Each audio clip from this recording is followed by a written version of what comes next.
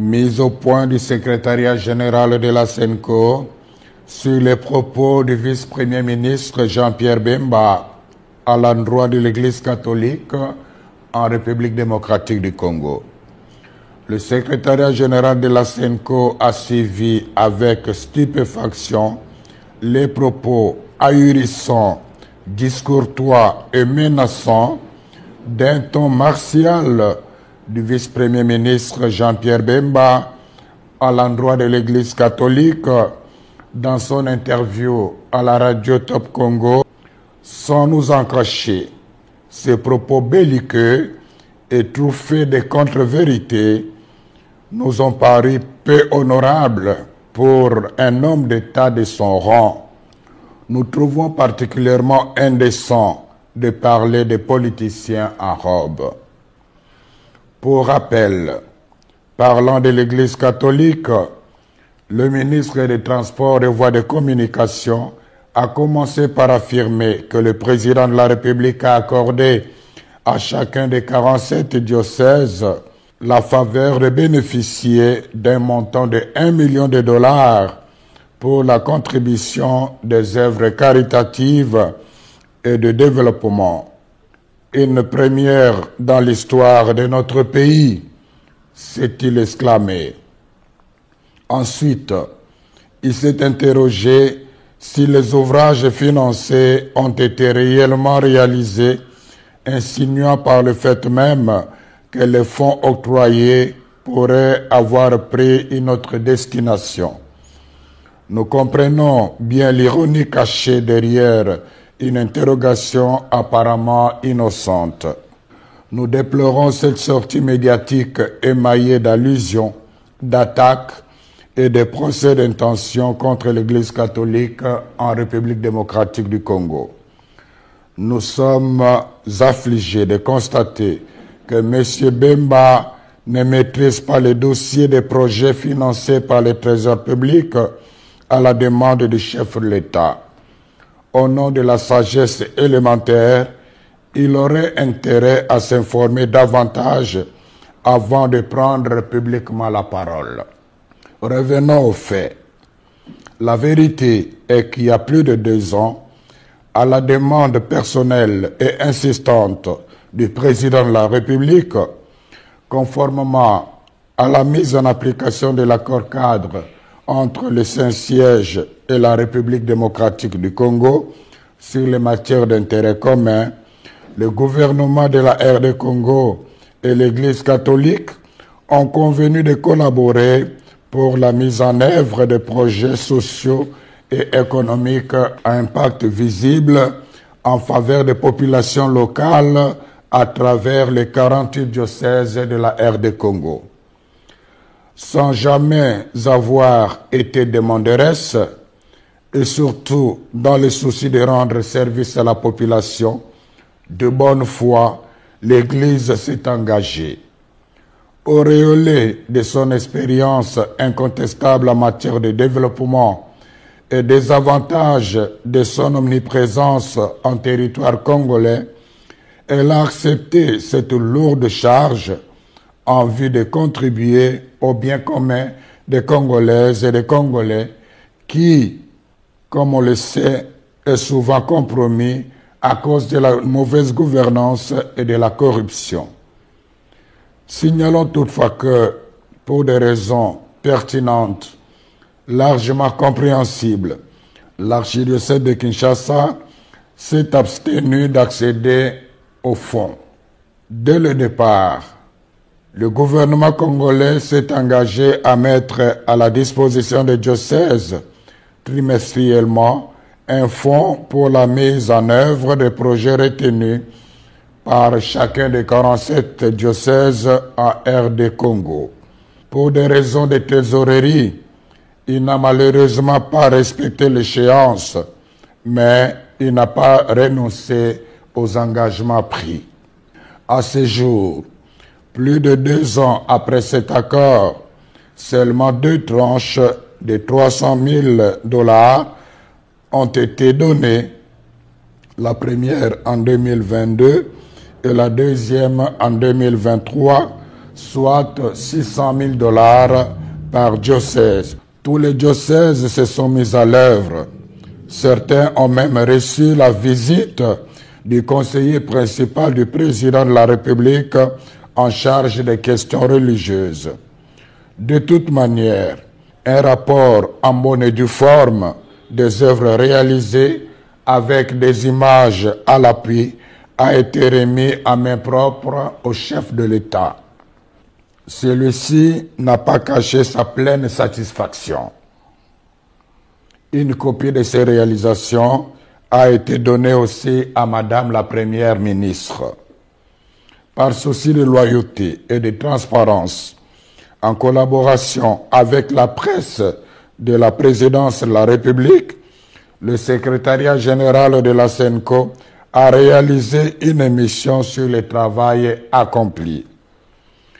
Toutefois, comme le rythme du financement n'a pas été respecté dans tous les diocèses, certains chantiers très avancés sont restés inachevés.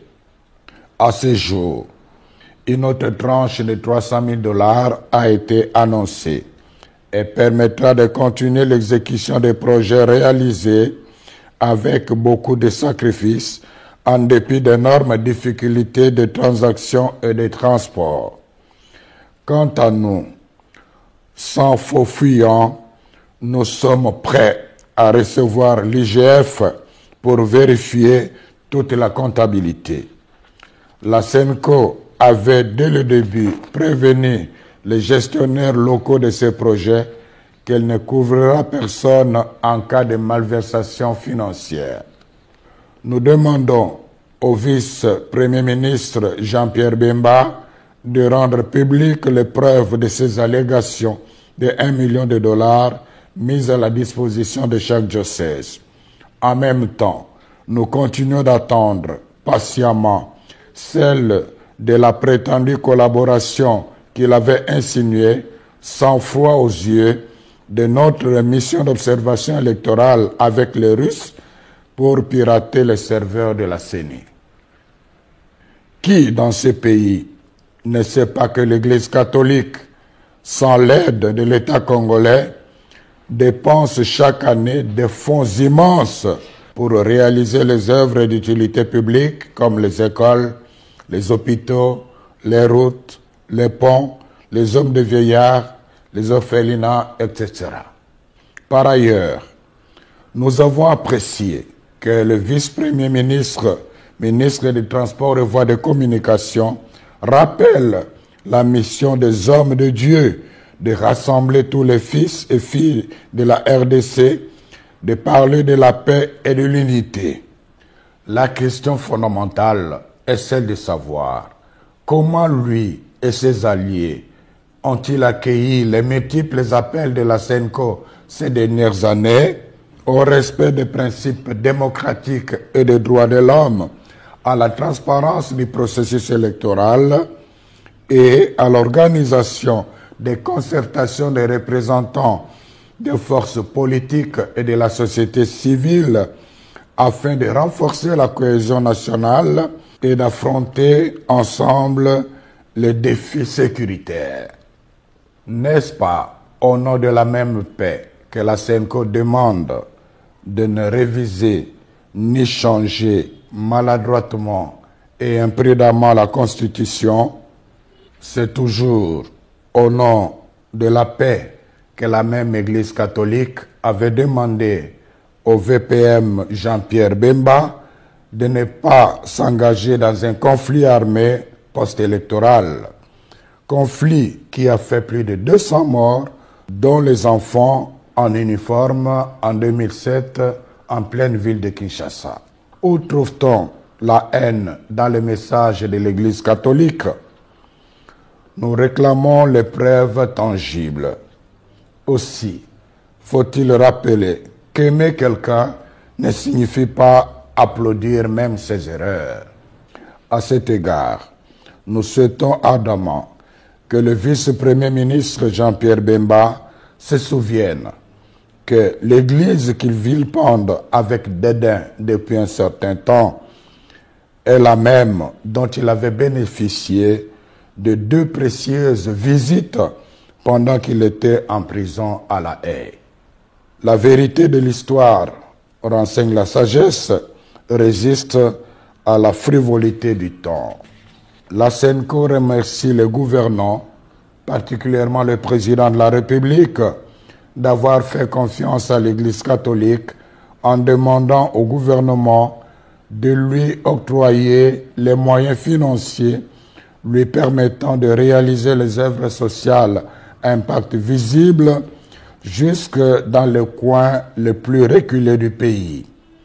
Quiconque croit que cet argent a été donné à l'Église pour acheter son silence et étouffer sa mission prophétique se trompe éperdument.